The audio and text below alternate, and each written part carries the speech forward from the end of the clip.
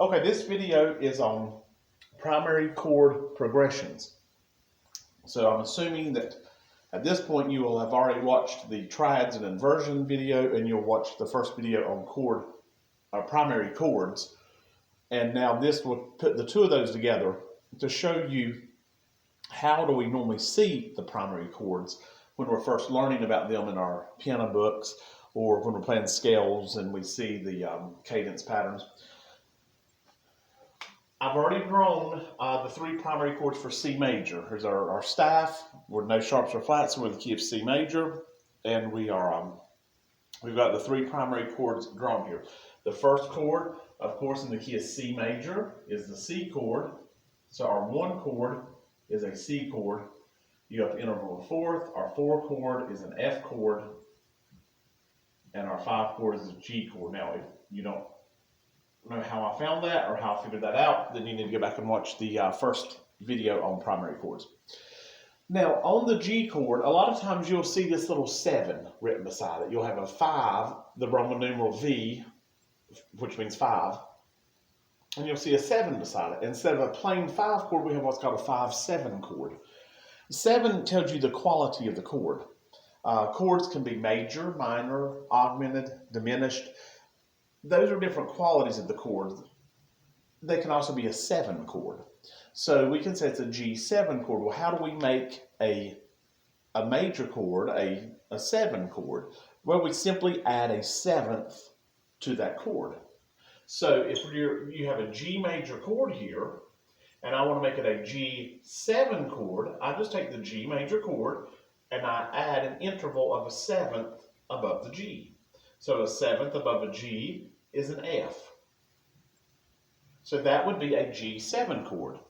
So therefore that would be a 5-7 chord, not just a plain 5 chord, but a 5-7 chord, which is usually the way you're going to see these. Sometimes you'll see it in some books as a 5 chord, but when you're playing the different patterns of scales, but most of the time you'll see it as a 7 chord.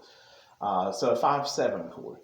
Now, when I add the 7th above that G, I can leave off the 5th. This would be in the key of G major, or we're in the key of C major, but the G chord, the G would be the 1 of the G chord, the B would be the 3 of the G chord, the D would be the 5 of the G chord, and the F would be the 7 of the G chord. Okay, the B's a 3rd above G, the D's a 5th above G, the F is a 7th above G. That's 1, 3, 5, 7. When you add the 7, you can sometimes leave off the 5th. Now, you can't leave off the 3rd, because if you don't know this already, the 3rd will determine whether your chord is major or minor. So you normally need the 3rd in there to determine if it's going to be a major or minor chord. So you can, when you add the 7th, you can leave off the 5th. Now, the reason we leave off the 5th is we're going to invert these chords now, which means to rearrange some of these chords to make them easier to play. So this is, and I'm just going to draw a little line here, and I'm going to basically redraw those same chords over here, but in different inversions. My one chord I'm going to leave in root position, which means the root's on the bottom, a C major chord, C, E, and G. Okay, that's going to stay the same. That's not going to change. But my 4 chord is going to be a little different. It's hard when you're playing the piano to jump your hand from playing this chord up to playing this chord. So what we do is we reposition it to where it's easier to play. You take this C and you move it down to the bottom, which puts the F chord in the 2nd inversion, which we've learned about before in the other video. So I'm going to take this C down here, and then I'm going to leave the F and the A where it is. That is still an F major chord. You should know that from our other videos. That is still an F major chord. So F, A, and C, that's our 4 chord, and that's the F chord. Now, the other chord we got is our 5-7 chord, which is a G7 chord, a G, a B, and an F. And the way we're going to write that, we're going to write our G here, we're going to write F right beside it, and we're going to put our B down here. And that's going to be our 5-7 chord. We've just inverted it. We've rearranged it. We still have a G, a B, and an F, G, B, F, same thing. So this is the way that you traditionally see the chords, the inversions that these chords are in. And normally you play these on the piano by playing the 1 chord, the 4 chord, then you play the 1 chord again, then you play the 5/7 chord, and then you play the 1 chord again. Okay, so that's normally the way you play them, and you get that nice sound of the chords working together. So this is the 3 primary chords in the key of C major. Let's do another 1 or 2 like this to show you. Draw a staff again.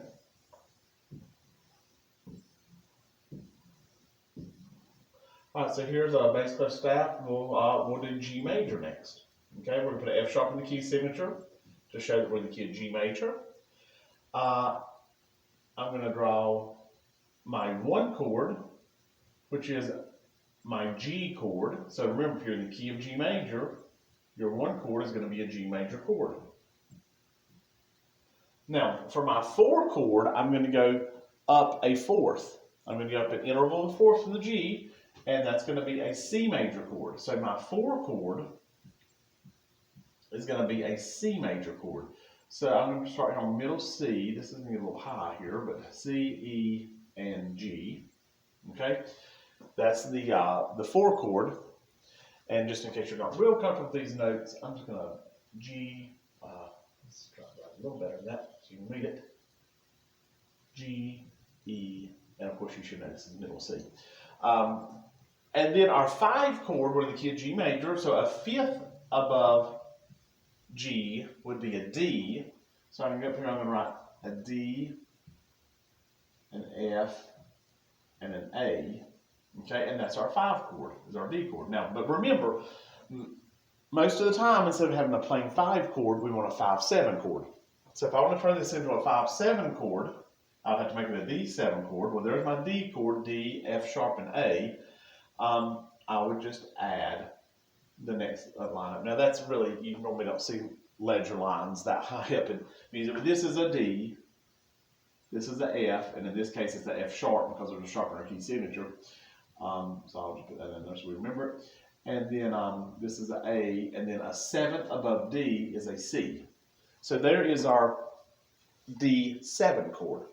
Okay, so now let's rearrange these. I'm going to redraw these over here so we can see them. Our G chord, our 1 chord, we're going to leave the same. G, B, and D. That's our 1 chord. Our 4 chord, I'm going to invert. Remember, we'll put the 4 chord in the second inversion, which means the root's in the middle. So the root of this 4 chord, which is a C major chord, the root of a C major chord is C. So we're going to put it right here. It's in the middle. We'll leave the E right above it, and we'll bring this G down here. So that makes it much easier to play in that position because all you have to do is play the top 2 notes go up 1, and the root or the bass note, the bottom note would stay the same. And then the 5 chord, which is going to be our 5/7 chord, would be our D7 chord, D, F sharp, A, and C. Remember when I told you earlier, if you add the 7th above the D, you can leave off the 5th. So I can leave this A out of here. I'm going to take it out. Show you we can take that out. And that's still a D7 chord. And we've got a D, F sharp, and an A.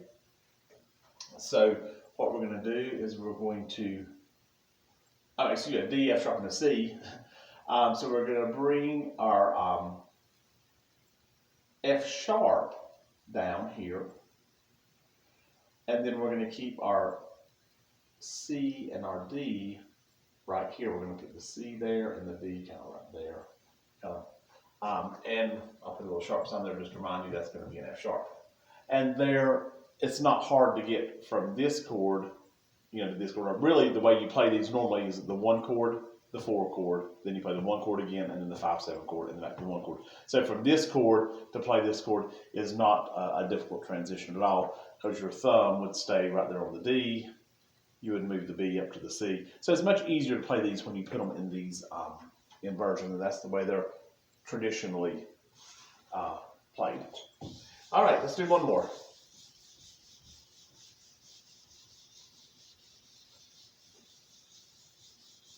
We'll do F major.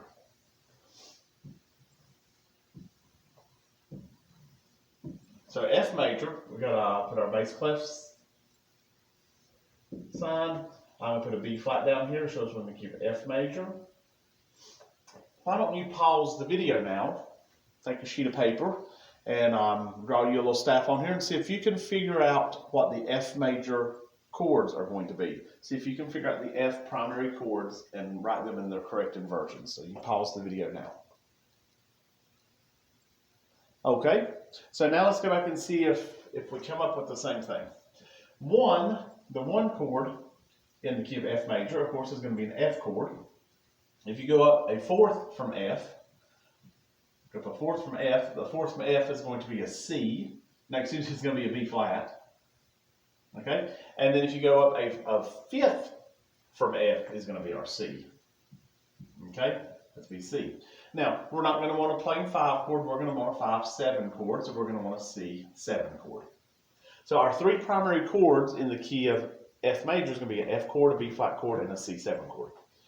All right, so our F chord is going to be start on F, A, and C. So there's our F chord. And then our B flat major chord is going to be B flat, D, and F. That's the B flat major chord. I'll put a little B flat here just to remind you. And then our C7 chord, first we'll start with the C chord, C, E, and G. And then if we add a seventh above that, it's going to be a B. Well, when you go a seventh above C, you do get to a B. But in this case, the B is already flat. Okay? And most of the time that's going to be the case. That's going to be the seventh is going to be, it's going to follow the key signature that you're in. It's a dominant seventh chord. We haven't really talked about that yet, but that'll come later on. So, but because it's in the key signature, it's going to be flat. Another way to find your seventh above a note is to think a whole step down. If you think a whole step down, so if you're in C, if you got the key of C, you could go a whole step down and a B flat. So that's another way to find your seven. But anyway, we do it this way because we're actually going up a seventh. Now remember, when we add the 7, we can take away the 5. So we've got a C, E, and B flat. Okay. Now how are we going to write those to where we traditionally play them? The one chord, and in this case the F chord, is going to stay in its traditional position. Our 4 chord, B flat, D, and F, we're going to bring this F down here, and we're going to have the B flat, D, and the F. So this chord is the same as this chord, it's just inverted. It's just easier to play in this position. Sounds a lot nicer when you're playing the progression than jumping around like that. And then the C7 chord, we're going to bring this down too. We've got a C, an E, and a B flat. Well, we've got our B flat here. We're going to keep our B flat here. So see how close that stays together. Our C is going to go right here with it, the middle C. And then we've got an E to bring down. So this is the note that we're bringing down here. And so we're going to bring our E down here. So this was our 4 chord. This is our 5-7 chord.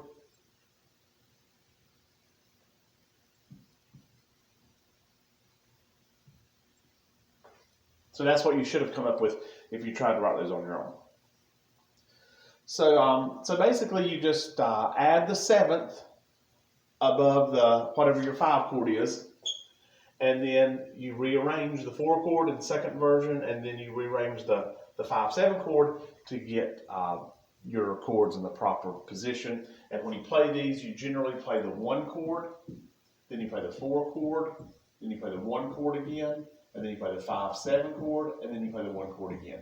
And that is kind of the way that you're used to hearing them and that you play them when you're playing the chord progression.